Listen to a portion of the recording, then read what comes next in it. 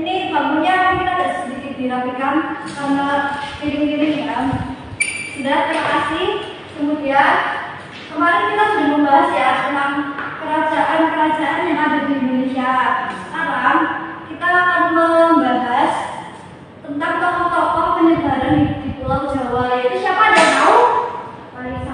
Ya, betul sekali Mbak Devi, ini ada sedikit.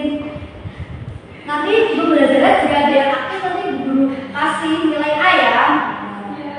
Nah, di sini kita akan membahas tentang peran Wali Songo dalam penyebaran Islam di Nusantara. Ini tujuannya yaitu memahami, menjelaskan pengertian Wali Songo, kemudian mengidentifikasi tokoh dan wilayah dakwah Wali Songo, kemudian menganalisis metode dakwah yang digunakan dan meneladani nilai-nilai perjuangan Wali Songo. Nah, sebelum kita mulai pembelajaran, kita mau tanya siapa yang di sini pernah tahu siapa aja Wali Songo itu? Siapa Mbak?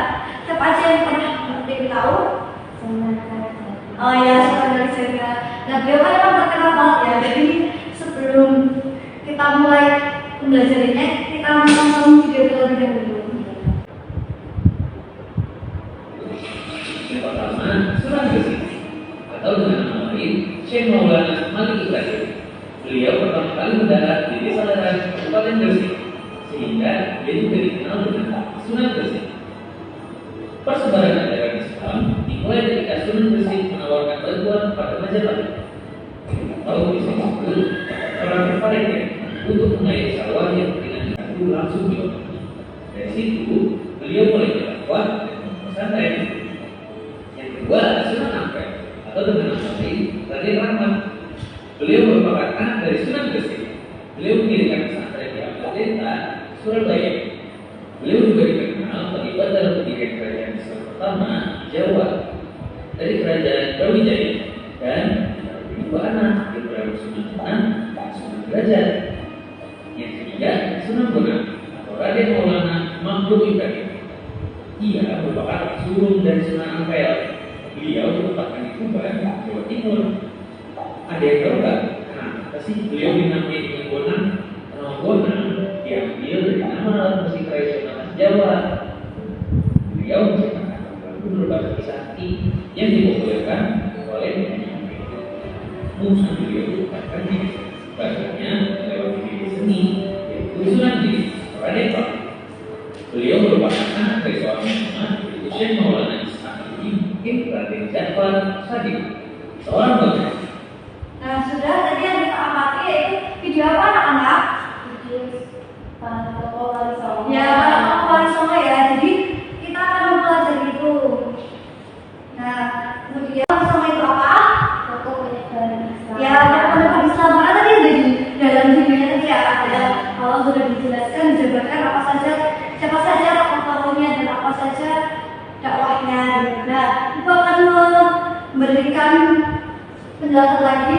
Wali Songo itu dari kata wali dan songo. Wali adalah orang yang ditugaskan dan songo artinya 9. Jadi di sini secara Islam 9 ulama yang berperan besar menyebarkan Islam di Pulau Jawa. Mereka terkenal karena berdakwah secara damai, santun, dan menghargai budaya lokal sehingga ajaran Islam sudah diterima masyarakat. Nah, jadi ajaran Wali Songo itu tidak berubah budaya lokal, jadi akulturasi, jadi menggabungkan tradisi-tradisi yang diajarkan dan tradisi lokalnya tetap ada. Bagaimana kita lihat di video, yang pertama ada Sunan Gresik, wilayah dakwahnya sekitaran Gresik dan daerahnya, kemudian metode pendekatannya yaitu pendekatan perdagangan, pergaulan, dan keteladanan hidup.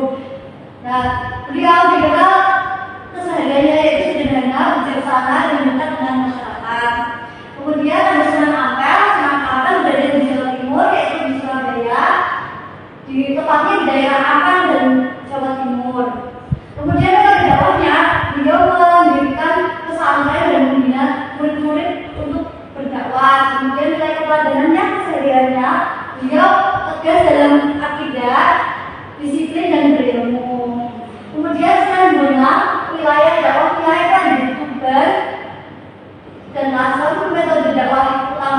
seni, gamelan, tembang, dan simbol budaya.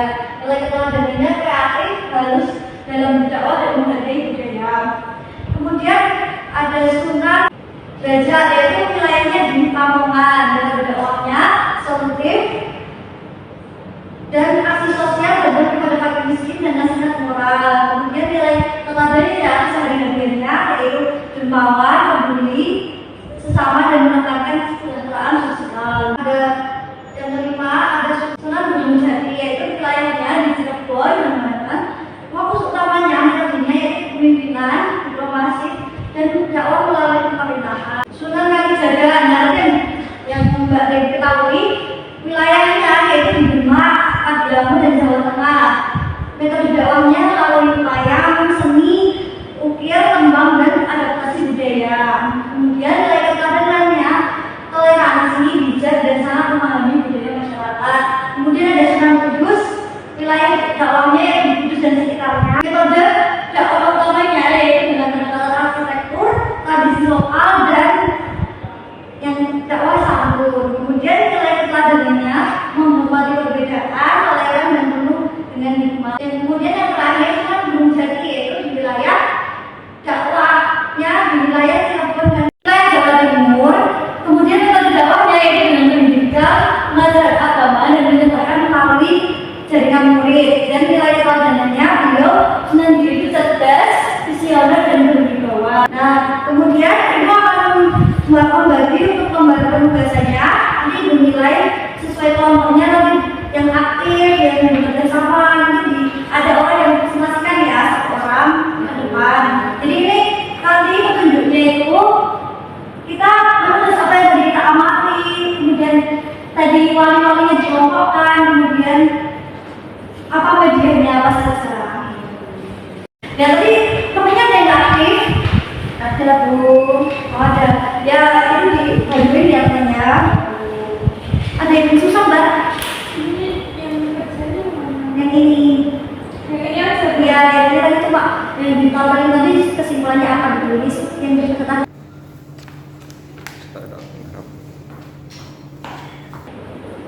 selesai semua? sudah. Ya, sekarang Yang pertama nanti mengamati video. Yang pertama itu mengamati tentang Wali Songo, yaitu Wali Songo adalah 9 ulama wali besar yang menjadi pelopor penyebaran agama Islam di tanah Jawa pada abad 14 sampai 16. Terus yang kedua, mengapa masyarakat Nusantara mudah menerima dakwah para Wali Songo?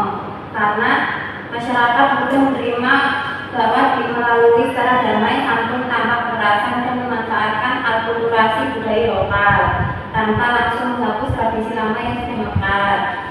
Yang ketiga yaitu nilai apa yang kalian lihat dari cara berdakwah pada para Wali Songo. Nilainya yaitu meliputi toleransi, kebijaksanaan, keuletan, kasih sayang, dan aktivitas dan tinggi dalam memandu ajaran agama Islam dengan budaya setempat. dan tadi yang kemudian yang ini yang nomor 2 Mbak.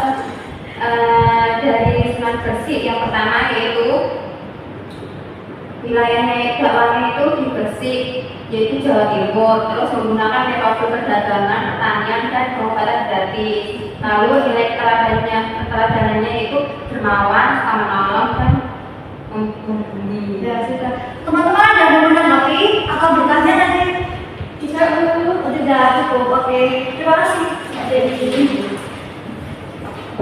Kemudian yang nomor 2, silakan. Oke, yang ketiga itu kenapa Wali Songo menggunakan budaya lokal sebagai media dakwah? Karena budaya lokal merupakan sarana yang paling dekat dan mudah dipahami oleh masyarakat Nusantara pada waktu itu. Jika berdakwah menggunakan cara yang kaku atau asing, masyarakat akan menolak.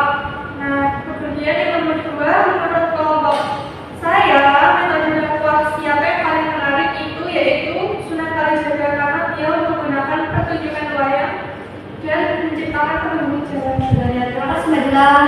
Kita beri penilaian kedua kelompok tadi ya. Ya, kemudian ada yang mau ditanyakan? Sudah bagus semua? Sudah. Oh ya, baik. Kemudian sekarang ada yang mau menyimpulkan tadi apa yang kita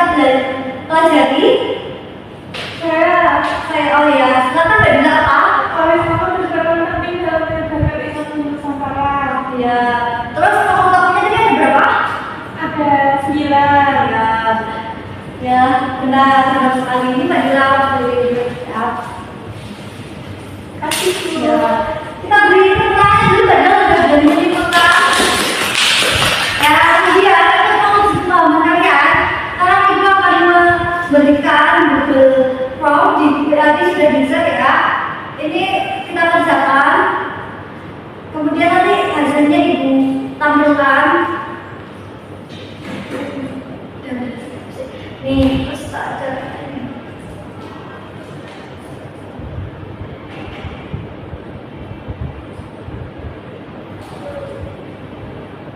Nah, ini yang tadi ya, nilai-nilai kalian yang sudah mengerjakan Google Form untuk pemahaman sebagai evaluasi kita, dan yang sekiranya nilainya di atas KKM bisa mengerjakan di paket belajar lagi. Kemudian yang di bawah KKM seperti Mbak Dewi, Mbak Sita itu bisa mengerjakan tadi kuis lagi yang diberikan ibu secara mandiri gitu.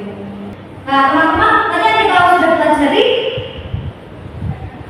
kita sudah pelajari nilai kali sama yang mana yang kalian akan gunakan di kehidupan sehari-hari. dekat dengan masyarakat. Ya, lalu apa? Anak-anak lainnya ya bisa saja punya cara kenalan. Ya, jadi semoga apa yang kita pelajari bisa kita terapkan dalam kehidupan sehari-hari. Selanjutnya kita di pertemuan berikutnya kita akan membahas tentang peranan kerajaan Islam di Indonesia. Gitu. Semoga kita dapat mempelajari dan mengamalkan apa yang kita sudah pelajari hari ini. Amin. Kurang lebihnya mohon maaf. Mari kita tutup pembelajaran ini dengan membaca pembelajaran bersama-sama. Alhamdulillah.